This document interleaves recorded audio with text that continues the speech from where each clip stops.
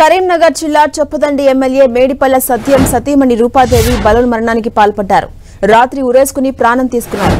హైదరాబాద్ శివారు అల్వాల్ పంచశీల కాలనీలోని ఇంట్లో ఆమె ఉరేసుకుని బలవన్మరణానికి పాల్పడ్డారు.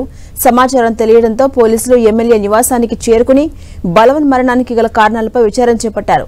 భార్య మృతిని తట్టుకోలేక హాస్పిటల్లో స్పృహ తప్పి పడిపోయారు. ఎమ్మెల్యే మేడిపల్లి సత్యం వైద్యుల చికిత్స అనంతరం ఆయన స్పృహలోకి వచ్చారు. భార్య మృతిని తట్టుకోలేక బోరున వెలిపించారు. దీంతో కుటుంబ సభ్యులు ఆయన్ను ఓదార్చారు. సమాచారం అందుకున్న మంత్రి పొన్నం ప్రభాకర్ అక్కడికి చేరుకున్నారు. ఎమ్మెల్యే మేడిపల్లి సత్యాన్ని పరామర్శించారు. రూపాదేవి ఓ పాఠశాలలో ఉపాధ్యాయురాలుగా పనిచేస్తున్నారు. అయితే కొంతకాలంగా ఎమ్మెల్యే మేడిపల్లి సత్యం ఆయన సతీమణి రూపాదేవి మధ్య విభేదాలు ఉన్నట్టు తెలుస్తోంది. ఈ కారణంగానే ఆమె బలవన్మరణానికి పాల్పడినట్టు పోలీసులు అనుమానిస్తున్నారు. ఈ దంపతులకు ఓ కూతురు కుమారుడు ఉన్నారు. 12 సంవత్సరాల క్రితం రూపాదేవిని మేడిపల్లి సత్యం ప్రేమించి వివాహం చేసుకున్నారు. వీరికి 2 సంతానం. రూపాదేవి మేడ్చల్ మునీరాబాద్లోని ప్రభుత్వ పాఠశాలలో ఉపాధ్యాయురాలిగా పనిచేస్తున్నారు. నెల రోజుల క్రితమే ఆమె అల్వాల్లోని పంచశీల కాలనీ రోడ్ నెంబర్ 12లో నివాసం ఉంటున్నారు.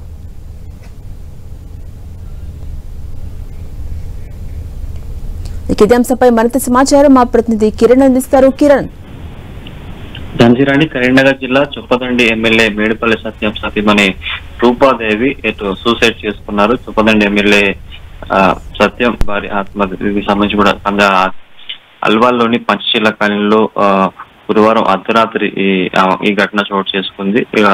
12 సంవత్సరాల క్రితం రూపాదేవిని ఎమ్మెల్యే మేడిపల్లి సత్యం వివాహం చేసుకున్నారు. గడిచిన కొద్ది రోజులుగా ఇద్దరి మధ్య కూడా మనస్పర్ధలు ఉన్నట్టుగా తెలుస్తుంది. ఆ రూపాదేవి ప్రభుత్వ పాఠశాలలో ఉపాధ్యాయులుగా పనిచేసినట్టుగా తెలుస్తుంది. గత రూపాదేవికి 2 సంతానం కలిసింది. ఒక పాప ఒక బాబు.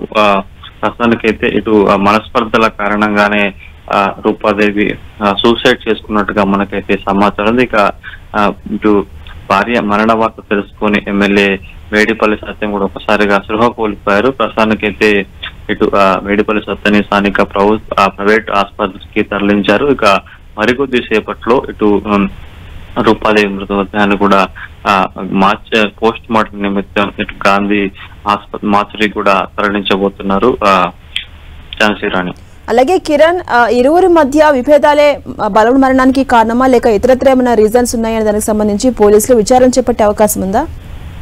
మనకు అందుతున్న సమాచారం ప్రకారం అయితే మనస్పర్ధల కారణంగానే రూపాదేవి బలవన్కి పారినట్టుగా మనకైతే సమాచారం ఉంటుంది. ఇంకా అర్ధరాత్రి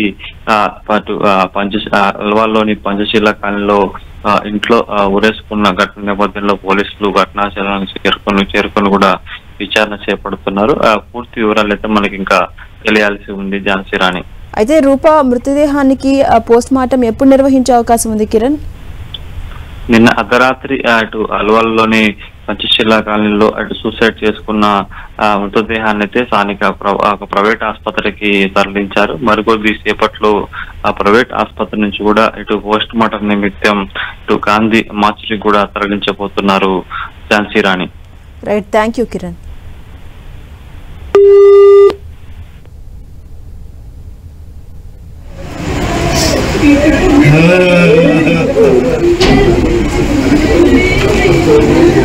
Hey,